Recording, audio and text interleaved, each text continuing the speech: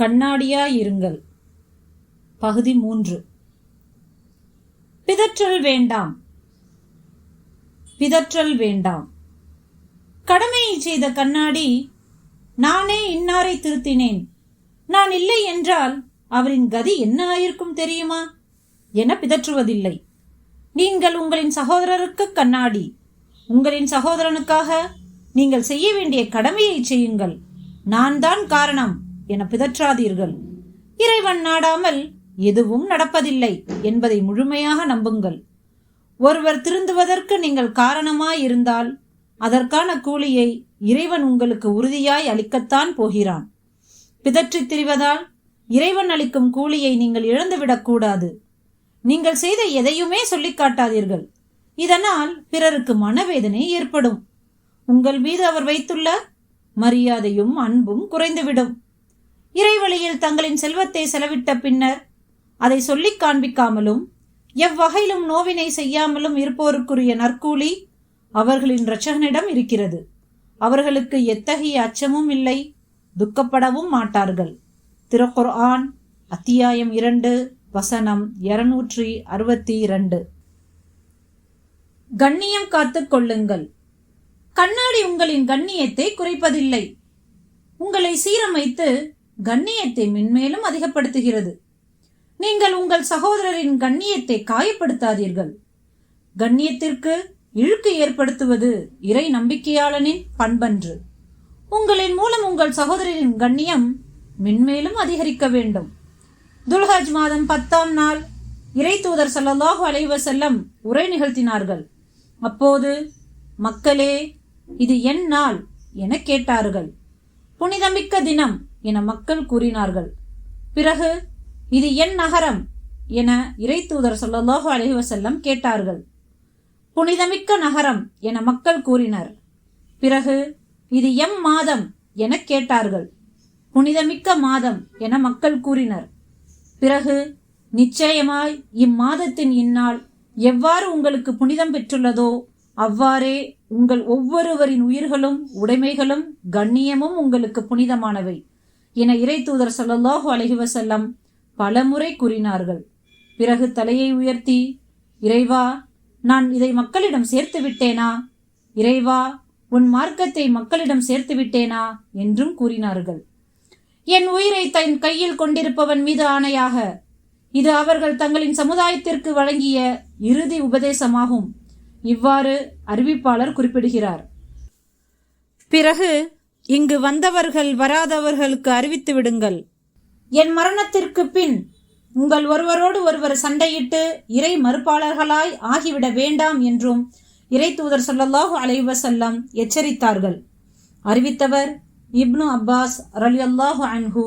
நூல் சஹீஹ் அல் புகாரி 1739 மற்றும் 1740. புறத்தை புறந்தள்ளுங்கள். புறத்தை புறந்தள்ளுங்கள். உங்களின் குறைகளை கண்ணாடி உங்களிடம் மட்டுமே சொல்கிறது. நேரடியாகவும் தன்மையாகவும் மென்மையாகவும் தயக்கமின்றியும் நன்மையை நாடியதாகவும் உண்மையை சொல்கிறது. உங்களிடம் காணப்படும் குறையை பிறரிடம் சொல்லும் பழக்கம் கண்ணாடிக்கு இல்லை. நீங்கள் ஓர் இறை நம்பிக்கையாளர். உங்களின் சகோதரருக்கு நீங்கள் கண்ணாடி. இதை எந்த சூழலிலும் மறந்து விடாதீர்கள். உங்களின் சகோதரரிடம் காணப்படும் குறைகளை அவரிடம் நேரடியாகவும் தயக்கமின்றியும் சொல்லுங்கள். உண்மையை சொல்லுங்கள், நல்ல நோக்கத்துடன் சொல்லுங்கள். உங்களின் சகோதரர் குறித்த நல்ல விஷயங்களை நீங்கள் விரும்பினால் பிறரிடம் சொல்லுங்கள். அவரிடம் காணப்படும் குறையை பிறரிடம் சொல்லாதீர்கள். குறை சொல்லி புறம் பேசும் நபராய் ஒருபோதும் இருக்காதீர்கள். பிறரின் அன்பை பெறக்கூடியவராயிருங்கள். வெறுப்புக்கு ஆளாகாதீர்கள். தனிநபர் விமர்சனத்தை தவிருங்கள். பிறர் புறம் பேசுவதை செவியுறாதீர்கள். புறம் பேசுவோரை கண்டால் கண்டியுங்கள். அது நல்ல பண்பல்ல என அறிவுறுத்துங்கள். புறம் பேசுவதை நீங்கள் ஆர்வமாக செவியுறுவதால் புறம் பேசுவோருக்கு நீங்கள் துணை நிற்கிறீர்கள். தீமையில் உங்கள் ஆதரவை பெறுபவர் திருந்துவதற்கான வாய்ப்பை இழந்து விடுகிறார். பிறர் குறித்த தவறான செய்திகளை நீங்கள் பரப்புவதாலோ பிறர் பரப்புவதை ஆதரிப்பதாலோ உங்களுக்கு என்ன பலன் என்பதை ஒரு நிமிடம் சிந்தியுங்கள். உண்மையில் இதனால் உங்களின் நேரம் வீணாகும். உங்களுக்கு மன அழுத்தம்தான் ஏற்படும். இதனால் உங்களுக்கு உலகத்தில் சில அற்பமான ஆதாயங்கள் கிடைக்கலாம். காலப்போக்கில் உங்களின் சாயம் வெளுத்துவிடும். பிறர் உங்களின் மீது வைத்துள்ள நம்பகத்தன்மை தகர்ந்துவிடும். உங்களின் கண்ணியம் காற்றில் கரைந்த சாம்பலாகிவிடும். நீங்கள் இறை நம்பிக்கையாளர். உங்களுக்கு மறுமை வாழ்க்கையில் நம்பிக்கை இருக்கிறது. அன்று உங்களின் ஒவ்வொரு அசைவுக்கும் இறைவனிடம் பதில் சொல்லியாக வேண்டும் என்பதை மறந்து விடாதீர்கள். இழிவை தொட்டு அழைக்காதீர்கள். கண்ணாடியும் நோக்கம் சீரமைப்பதாகவே இருக்க வேண்டும், சீர்கெடுப்பதாய் இருக்கக்கூடாது. உங்களின் சகோதரரை சீரமைப்பதையே குறிக்கோளாக கொள்ளுங்கள். ஒருவரிடம் இருப்பதைத்தானே சொல்கிறோம், இல்லாததையா சொல்லிவிட்டோம் என எண்ணாதீர்கள். புறம் பேசுதல் என்றால் என்னவென்று அறிவீர்களா என இறை தூதர் ஸல்லல்லாஹு அலைஹி வஸல்லம் கேட்டார்கள். அல்லாஹுவும் அவனுடைய தூதருமே அறிவர் என நபித்தோழர்கள் பதிலளித்தார்கள். உன் சகோதரன் குறித்து அவன் பிறரிடம் சொல்ல விரும்பாத ஒன்றை நீ பிறரிடம் சொல்வது என இறை தூதர் ஸல்லல்லாஹு அலைஹி வஸல்லம் கூறினார்கள். நான் கூறுகிற குறை என் சகோதரனிடம் உண்மையிலேயே காணப்பட்டாலுமா என ஒருவர் கேட்டார். நீ அவனிடம் காணும் குறையை சொன்னால் புறங்கூறியவனாவாய், அவனிடம் காணப்படாததை சொன்னால் அவன் மீது அவதூறு கற்பித்தவனாவாய் என இறை தூதர் ஸல்லல்லாஹு அலைஹி வஸல்லம் கூறினார்கள். அறிவித்தவர் அபூ ஹுரைரா ரலியல்லாஹு அன்ஹு, நூல் முஸ்லிம். புறம் பேசுவதால் இம்மையின் இழிவை பாருங்கள். உங்களில் சிலர் குறித்து புறம் பேசாதீர்கள். உங்களில் யாரேனும் இறந்த தம் சகோதரனின் மாமிசத்தை புசிக்க விரும்புவாரா? இல்லை, அதனை விருப்பீர்கள். இன்னும் ஏக இறைவனை அஞ்சுங்கள். நிச்சயமாக பாவத்திலிருந்து மீள்வதை ஏக இறைவன் ஏற்பவன், நிகரற்ற அன்பாளன்.